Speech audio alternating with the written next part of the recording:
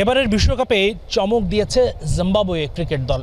সিকান্দার রাজা, মারুমানিরা যেভাবে পারফর্ম করছে তাতে মনে হচ্ছে স্বর্ণালী সময়ের নেইল জনসন, হিদিস্ট্রিকদের জিম্বাবুয়ে যেন ফিরে এসেছে বা পুনর্জন্ম পেয়েছে।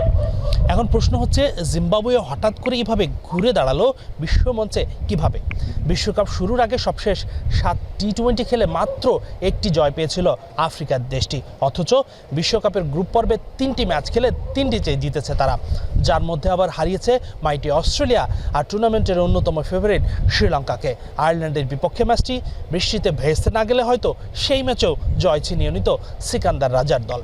জাস্টিন স্যামন্স জিম্বাবুয়ে দলের হেড কোচের দায়িত্ব নেবার পর থেকেই জিম্বাবুয়ে দলে একটা পজিটিভ পরিবর্তন শুরু হয়। সেই সাথে ডিওন ইব্রাহিম, যিনি জিম্বাবুয়ের সাবেক ক্রিকেটার, তিনি এখন এই মুহূর্তে দলটির অ্যাসিস্ট্যান্ট কোচ এবং ব্যাটিং কোচ।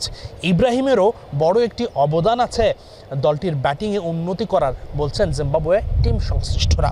তবে বোলিংয়ের যে বিষয়টি, মারুমানি, ইভান্সরা যেভাবে দুর্দান্ত পেস বোলিং করছেন, প্রতিপক্ষকে কুপকাত করছেন, সেটার দায়ভারটা কার বা সেটার ক্রেডিটটা কার? সেটার ক্রেডিট হলো জিম্বাবুয়ের এই বিশ্বকাপে বোলিং কনসালটেন্ট কোর্টনি ওয়ালশের।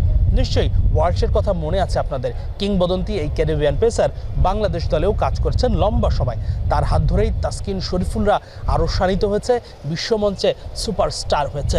সেই ওয়ালশ কিন্তু স্বল্প মেয়াদের দায়িত্ব নিয়েই আরও শানিত করে তুলেছে জিম্বাবুয়ের পেস ইউনিটকে। সর্বোপরি জিম্বাবুয়ে এই দলটির প্রাণ সিকান্দার রাজা।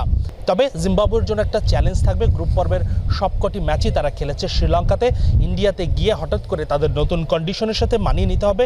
সেই ক্ষেত্রে ইন্ডিয়াতে বিভিন্ন ভেন্যুর মাঠের সাইজ এবং উইকেটের আচরণের সাথে মানিয়ে নেওয়ার একটা চ্যালেঞ্জ থাকছে। তবে সর্বোপরি জিম্বাবুয়ে এবারের বিশ্বকাপে যেভাবে পারফরমেন্স করেছে তাতে জিম্বাবুয়ের স্বর্ণালী অতীতের ঝলক দেখেছে ক্রিকেট বিশ্ব। হাসিনুর রহমান, যমুনা স্পোর্টস, কলম্বো, শ্রীলঙ্কা।